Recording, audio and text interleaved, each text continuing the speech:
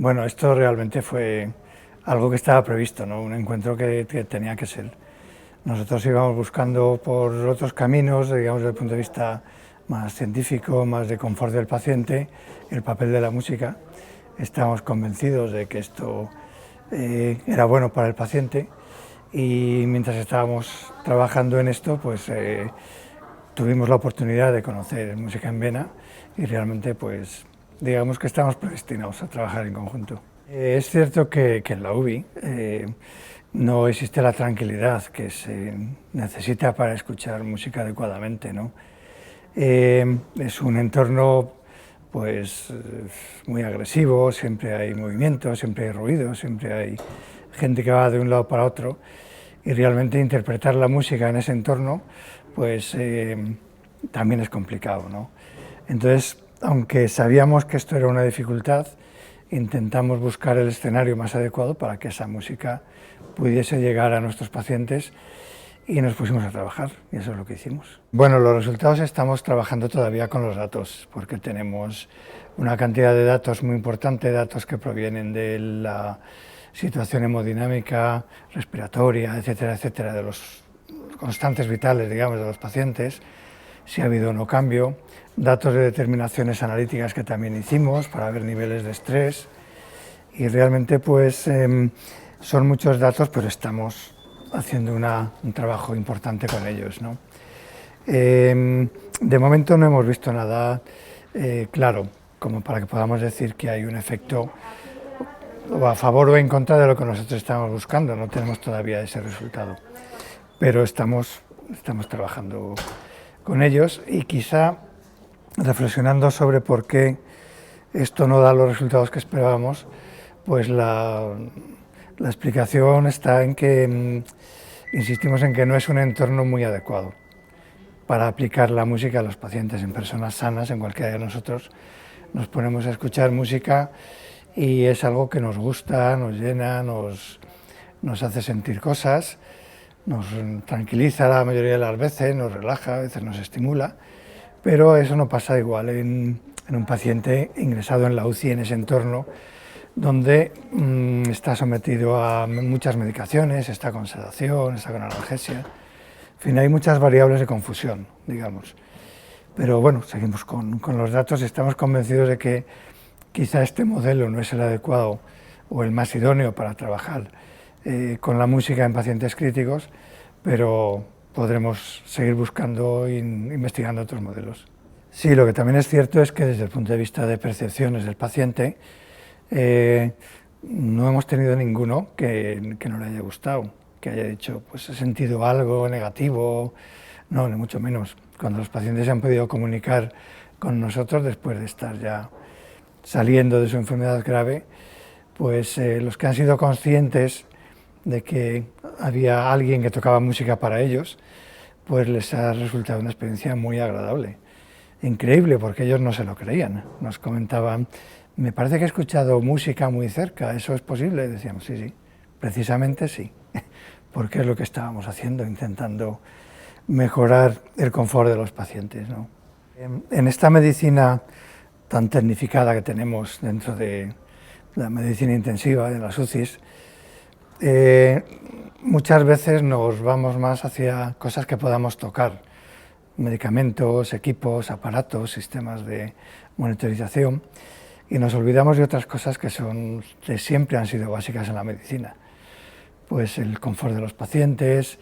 el cómo les tratamos, la percepción que podemos tener de sus necesidades y cómo les podemos ayudar de otras maneras, que es lo que llamamos intervenciones no farmacológicas. Entonces sabemos, por ejemplo, que muchas de ellas se pueden aplicar y son muy beneficiosas para el paciente, como por ejemplo mantener un nivel de contaminación acústica ambiental lo mínimo posible, un nivel de contaminación lumínica también lo mínimo posible, conseguir que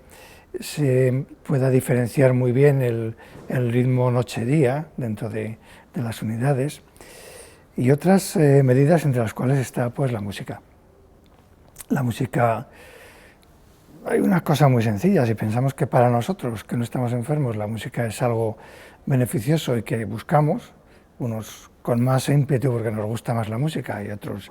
pues con menos, pero todo el mundo yo creo que le gusta, pues para los pacientes tiene que ser lo mismo. Entonces tenemos que encontrar el modo de que la música entre como un empleado más en los hospitales y sobre todo en nuestras unidades de intensivos para beneficiar a los pacientes. Sí, tenemos algunos casos que son muy llamativos y que nos han animado a seguir por este camino, ¿no? Por ejemplo, una paciente, recuerdo que teníamos, que había sido operada de corazón, y esta paciente, pues, cuando empezó a despertar, a ser consciente, cuando empezamos a retirar la sedación, se dio cuenta de que todos los días había un concierto para ella, solo para ella, porque el músico entraba en su habitación, ella estaba en una habitación de aislamiento y tocaba solo para ella. Entonces enseguida se unió la familia y la familia estaba esperando la hora del concierto y nos decían que si podía venir más gente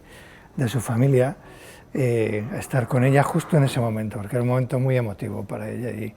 es lo que nos decía ella, es un concierto para mí sola. Y lo disfrutaba realmente y claro, con ella pues todos los miembros del equipo que nos parecía que estábamos por el buen camino, ¿no? Bueno, el estudio estaba planteado para ver la influencia de la música en directo, en la situación de la evolución del paciente crítico.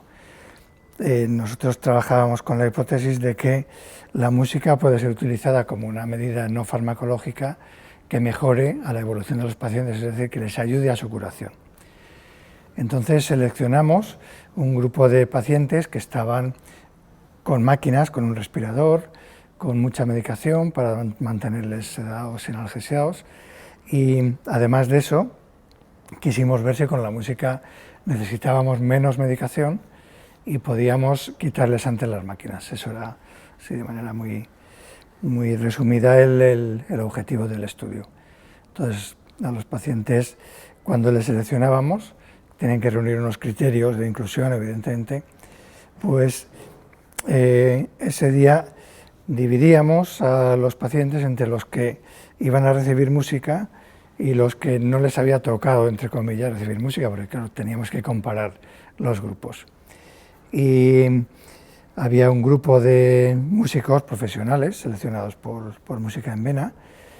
todos de muy alto nivel y con unos currículum estupendos, que se plantaban a la cabecera del paciente con el instrumento, pues el violín, la flauta, el clarinete, el que fuera, y tocaban una serie de melodías que ellos también habían seleccionado por perfiles para ese paciente. Y nosotros, mientras tanto, recogíamos parámetros de cómo estaba siendo ese efecto en lo que pudiéramos ver para ese paciente en concreto, ¿no? Y ahora estamos analizando esos datos a ver si realmente estamos en lo cierto o no.